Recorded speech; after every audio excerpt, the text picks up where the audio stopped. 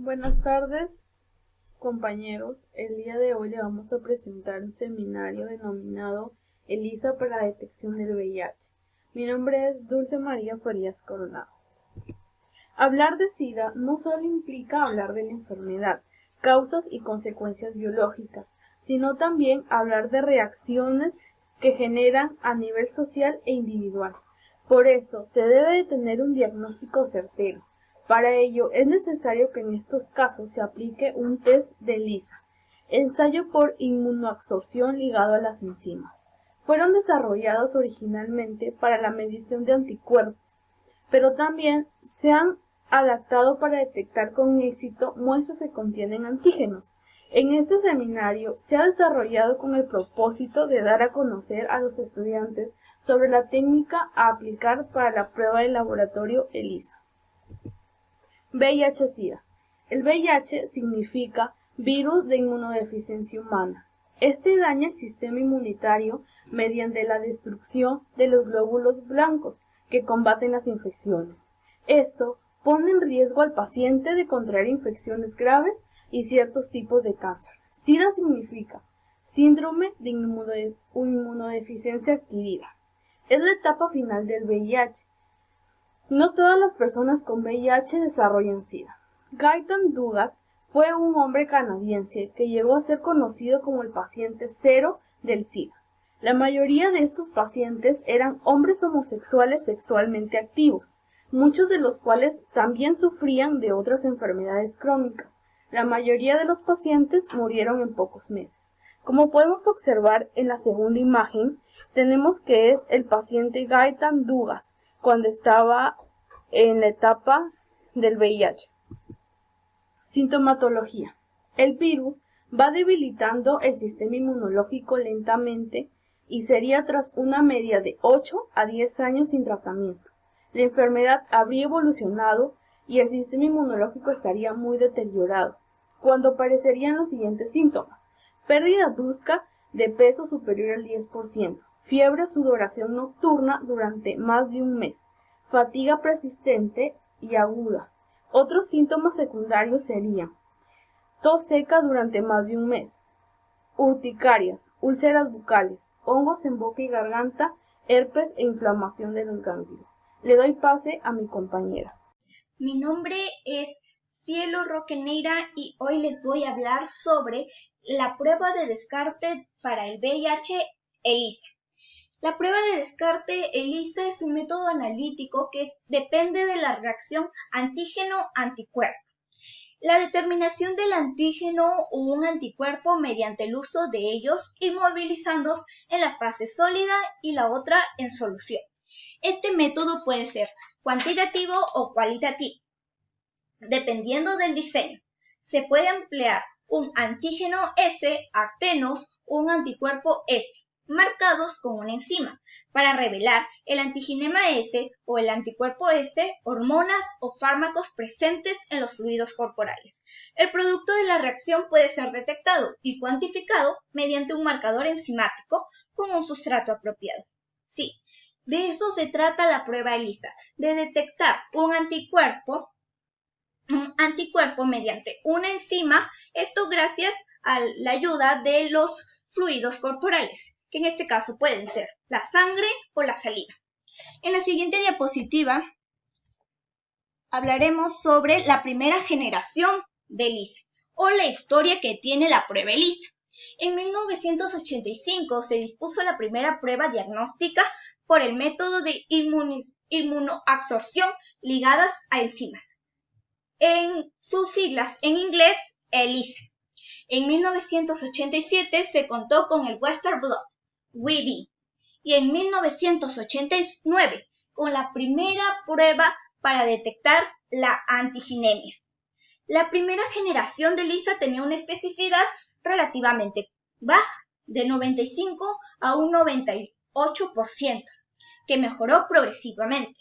La segunda generación se dio en el año 1987, la tercera en 1994 y por último la cuarta en el 2000. Actualmente el Perú trabaja con la prueba de descarte de cuarta generación de ELISA. En el siguiente punto de la diapositiva tenemos que en el Perú el primer caso se presentó en 1983. A fines de 1999, la Organización Panamericana de la Salud, OPS, estimaba que los peruanos que viviendo con VIH-Sida eran de 44.200.000. Esto quiere decir que es una cifra excesivamente grande para un periodo muy corto, lo que pone en alertas a lo que eran estos años. El procedimiento. Tenemos que en el procedimiento el MINSA, el Ministerio de Salud, encargado de la promoción, prevención y rehabilitación para las diferentes enfermedades, y en este caso en el VIH, también tiene que hacer pruebas de descarte, y para esto se utilizan las pruebas rápidas de ELISA. En ello consiste que el paciente llega al establecimiento de salud, pide lo que es la prueba de descarte, se toman sus datos, de todo del paciente y si ha presentado algún síntoma. Para esto, el médico encargado de sacar la prueba y el paciente se sientan y consiguientemente el médico encargado es el que va a tomar la prueba. Esta prueba es segura ya que no necesita mucha protección o mucho material de bioseguridad. Se toma la prueba a través de un pinchazo de sangre, es el fluido que se necesita para detectar el anticuerpo a través de una enzima. Y si esta prueba, y de esto depende si la prueba sale negativa o positiva. Bueno, le doy pase a mi siguiente compañera que hablará sobre los siguientes puntos de la prueba ELISA. Mi nombre es Yesmi Anderly Ordóñez Sato. Continuando con la exposición, les voy a hablar sobre prueba de laboratorio ELISA. En sí, les voy a explicar la forma en cómo se realiza este examen. Es necesario una muestra de sangre. La mayoría de las veces, la sangre se extrae de una vena que se encuentra en el interior del codo o del dorso de la mano. La muestra se envía a un laboratorio donde el anticuerpo o antígeno objeto de estudio se vincula a una enzima específica. Si la sustancia a estudiar está presente en la muestra, entonces la solución de la prueba se torna de color distinto. Preparación para el examen. No se necesita ninguna preparación especial. Siguiente diapositiva. Principios básicos. De la reacción consiste al suero problema, lo cual se le agrega un conjugado que vendrían a ser los anticuerpos humanos o el antígeno, los cuales se unirán a una enzima. Las enzimas son capaces de modificar el sustrato en presencia de un cromógeno, produciendo un producto coloreado que es detectado visualmente por un espectrofotómetro. Siguiente diapositiva. Como podemos observar en este cuadro, es un cuadro comparativo de la sensibilidad, especificidad y el uso de las pruebas diagnósticas de la infección por el virus de la inmunodeficiencia humana. Tenemos que en el ensayo es ELISA tercera generación y ELISA cuarta generación. Su uso de estas generaciones vendrían a ser de forma de tamizaje. Su sensibilidad es alta, cercana al 100%. Especificidad, el 99.5% en ambas. En ELISA tercera generación, la característica técnica es su reactividad solo significa un diagnóstico presuntivo de la infección por el VIH, y estas solo se detectan anticuerpos. Mientras que en la cuarta generación, su reactividad solo significa un diagnóstico presuntivo de la infección del VIH, pero en esta se detectan los anticuerpos y también los antígenos. Tiene un periodo de ventana menor que los ELISA de tercera generación.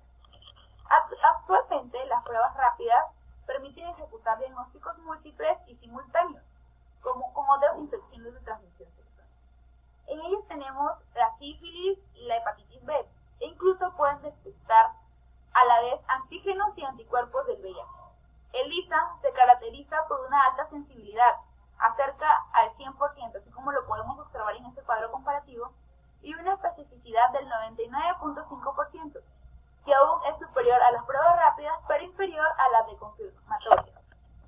La especificidad depende de la calidad del antígeno que contiene la prueba, que es un componente que se define su generación, como podemos observar en la tabla, que solo hoy en día aceptan la generación de ELISA, la tercera y la cuarta.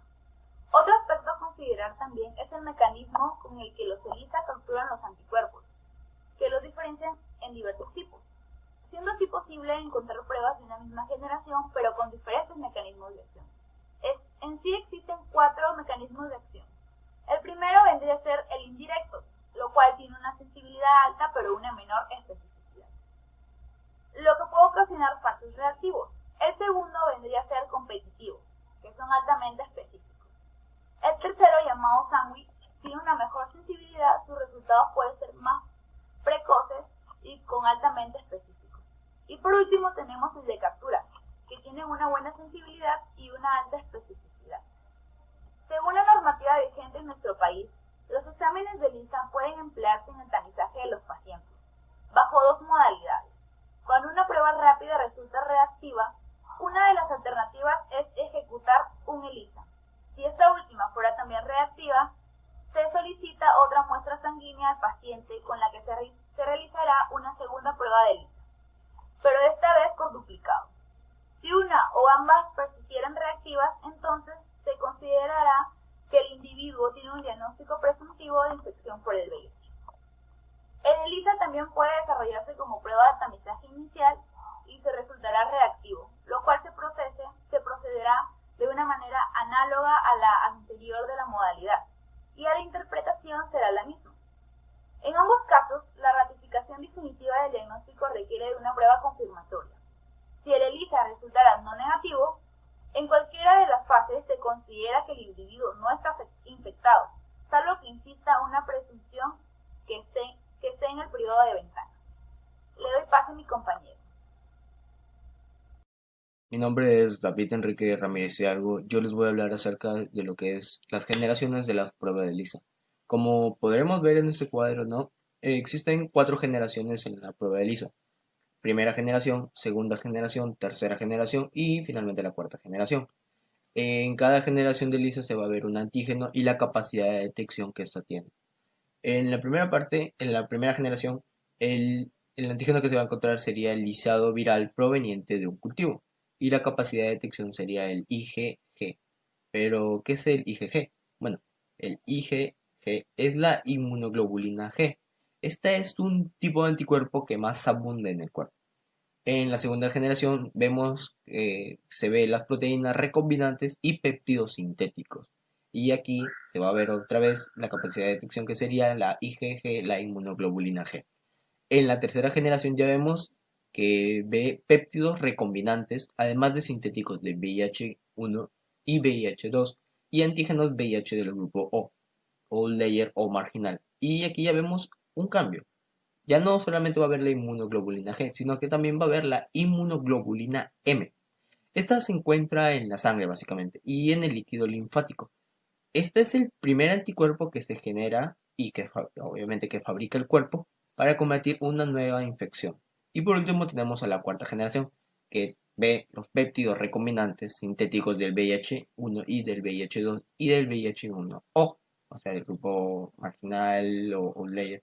Y aquí también se ven los anticuerpos para detectar el antígeno P24. ¿Y qué es el antígeno P24? Bueno, el antígeno P24 es la proteína vírica y sus niveles en la sangre están muy elevados, básicamente, al inicio de la infección por el virus del VIH. Tenemos las limitaciones de la prueba ELISA. Como podremos saber, las pruebas diagnosticadas tienen límites que se expresan a través de los falsos positivos, que serían los falsos reactivos, y falsos negativos, que serían los falsos no reactivos. Mientras que los falsos negativos sería cuando un individuo infectado con VIH tiene pruebas diagnosticadas, estas suelen ser negativas o no reactivas.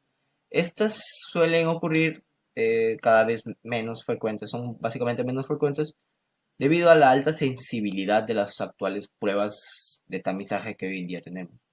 Por otro lado tenemos a los falsos positivos. Estos, cuando un individuo que no está infectado por VIH tiene pruebas diagnosticadas positivas o reactivas. Esto suele suceder básicamente en las pruebas rápidas y con muy poca frecuencia en las pruebas confirmatorias. Las causas pueden ser variadas, básicamente, y también dependen de cierta condición. Estas condiciones suelen ser derivadas del paciente o del método diagnóstico. Bien, para concluir tenemos, siguiendo los pasos, la técnica ELISA sirve para detectar anticuerpos que hay en la sangre, ya que el VIH es un retrovirus que afecta al sistema inmunitario de la persona infectada.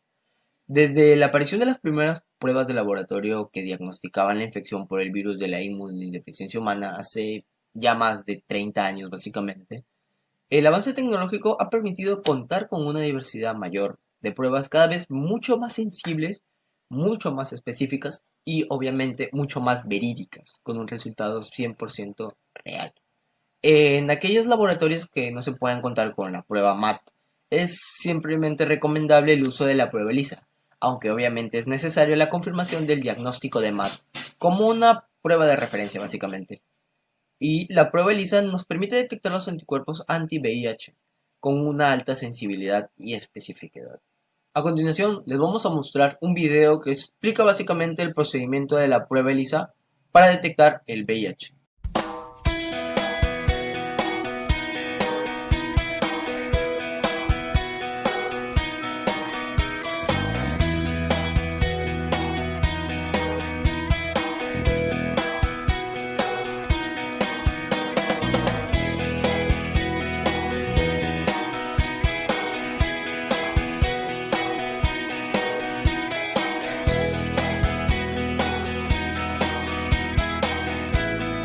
¡Hazte la prueba! ¡Es mejor saber!